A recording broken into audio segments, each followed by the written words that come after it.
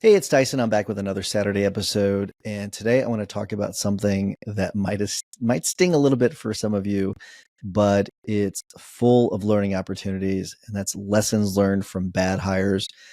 Regardless of how large or small your firm is, hiring the right people is absolutely crucial. And we're talking about teammates that are virtual assistants. We're talking about in-seat hires. We're talking about virtual hires, whatever it may be. We're talking about hiring is what we're talking about. So whether you're just remote and have VAs or you've got people that are in the office, those are all factors you obviously have to consider, but we're going to talk about generally hiring today. It applies to all of you. But what happens when hires go wrong, right? How do you deal with that? So we're gonna try to prevent that by going through some of lessons that I have learned. Before I get into that, though, I want to remind you, if you want to get stage one of maximum lawyer and minimum time, I'm not sure how much longer we're going to make that available to people. If you do want stage one for free, text us stage one to 314-501-9260. You'll get that absolutely free. We give that to guild members when they join the guild. They get all stages for free when they join. We're going to give you, just for being a listener, stage one. So make sure you text us to them. All right. Let's jump into it. So let's face it, no matter how skilled we are at law, hiring is an area where even the best can falter. And I'm going to talk about that in a little bit. A bad hire, it can happen for any number of reasons. It can be a rush decision. It could be that you're overlooking red flags. It could be a misalignment in values. It could be a mismatch with workplace culture. No matter what, it does happen. So whatever the reason, it does happen. There's valuable lessons that can be learned in these moments. And so there's one of these things where you have to assess it. You can do everything right in your hiring process and still get it wrong. So don't beat yourself up too much, and I'm going to talk about that now. We just had to, 5 days into her hire, terminate a new employee. Right? We didn't want to do it. We have gone back to try to assess everything to see where we went wrong. We have not quite figured it out yet, because we put her through the exact same process that has gotten us really good culture. We have gotten a great culture at the firm. We've been using top grading, which I talk about in another episode, and it's been fantastic. Somehow, though, on this one, we missed. Okay, and what's weird is that she was a clear number one candidate. Number two was a distant number two, and somehow we missed it, and it just happens. But you got to learn from it, and you got to move on. And what's really important is you always got to be hiring. That way you've got this pipeline of candidates, and you can go back and boom, keep moving. And that's what we did. we end up, for our number three candidate, we went back and we did is we put him on there was other reasons why we excluded number two, which I won't get into, but number three, that candidate, we put him on a probationary period. He's been doing great so far, but we had him in the pipeline. Okay. We went back to him, said, hey, let's, we reassessed. Let's see what we can do here. He's on a probationary period now. He's doing great. Much better than the first candidate. And sometimes you just get it wrong. Okay. And I talk about our hiring process in another episode. That's why I'm not going to go into detail about it. So just, if you want that, look up one of our other episodes where we go into detail. Jim and I have an episode where we talk about where we actually interview our office administrator. She talks about it a lot. And then I do it on a Saturday show too. So we can put those in the show notes. All right. All right, so let's get into some of these lessons, though. So lesson number one, and it's really about the importance of cultural fit, and that's something that was clearly missing with this new hire. Okay, it was evident on day one it was not going to work, and somehow we missed it, but we caught it. It was one of those things where we assessed, we were able to catch it very quickly, and then make a decision. It just was not a good fit, and you want to assess from the beginning culture fit. If they're not going to work out, you got to make that decision, because the problem with someone that does not fit the culture, it can affect everything else. It can affect a lot of other employees. And if you kind of think of like that bad apple that then rots the other apples, you got to think about it from that perspective. And so make sure that whoever it is fits really well with the culture of your firm. We talk about, we hire peeps, and we talk about that in another episode too, which I won't get into, but we're looking for that energy. We're looking for the people that can energize other people and have that passion. But I mean, you gotta have passion for what we do. If you don't, it's just not going to work out. And so we're assessing from the very beginning. Okay, how are they on culture? That is, that's why it's lesson number one. This is maybe the most important thing. So make sure you're looking for that. Many of the technical skills we can teach, but culture is something that's just it's going to disrupt everything else. So watch out for that.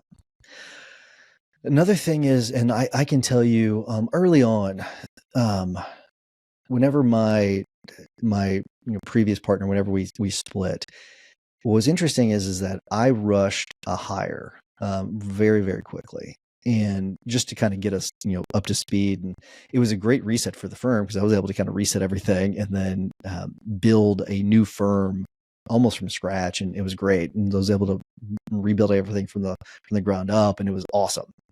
That being said, I did rush. I made a really bad hire, maybe my worst hire I've ever made. And it was because I rushed it. I did not, we'd already at this point had I'd put together, because of my work with Jason Selk, I had put together a pretty thorough hiring process at this time. So the hiring process we had in place, I'd ignored it though. And I rushed it. And what happened was that because of that, I ignored red flags, which is one of those things you don't want to do, and rushed it, ignored some red flags. So there's really two lessons here. Don't ignore the red flags. If you've got them on your list, don't ignore them. But the other one is don't rush it. Put them through the process that you have. Do all of those interviews. And if they don't pass around, they don't pass around and they don't move on. Okay. You have to make sure that they pass every single round test, whatever you throw at them. If they don't, they're excluded. And if you have 0 candidates by the end of your process, guess what? You have 0 candidates. You keep looking for people. You don't just rush it because you need someone, because a bad hire is going to cost you a lot of money. It's going to cost you a ton of money, a ton of time. It's better to put more time into hiring and finding the right person than it is to, spend a few extra hours at the office for a few weeks. Okay. So it's just make sure you do that. What's interesting about the bad hire I was talking about is she had done something, and I don't know why I overlooked this, but she was late for her first interview, and then she had to reschedule her second interview because she said her husband had planned something and she didn't know about it. Okay. So those are both just two massive red flags where it sounds like one of the red flags was that she was late to her interview, didn't even call ahead to say, hey, I'm going to be running behind. But the other thing is, like, it sounds like her personal life may be a mess, and it was an absolute mess, which caused a lot of problems with her being able to get into the office on time and a lot of other problems. And so don't ignore those red flags. Make sure you're doing those comprehensive interviews to make sure you're finding out as many of the details as you can to figure out a lot of those things. One of the things is that I want to talk about trusting your gut. That's another lesson. It's interesting how often our intuition, it can give us the signals that we need, that something just isn't quite right. And although I'm not a huge person that saying like, hey, just trust your gut. I'm not. But sometimes if you've got a feeling for whatever reason, there might be, and we say gut, but there's probably reasons.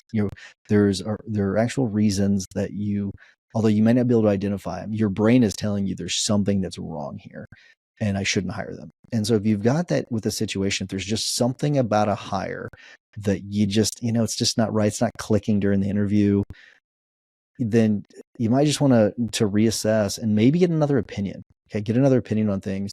That way they can tell you, another person on the team can say, hey, yeah, you're right. That's not going to work out. Or, maybe you're wrong. Let's give it another interview. Another lesson that I've learned is that make sure you're using team interviews that way, because sometimes you have bad days, right?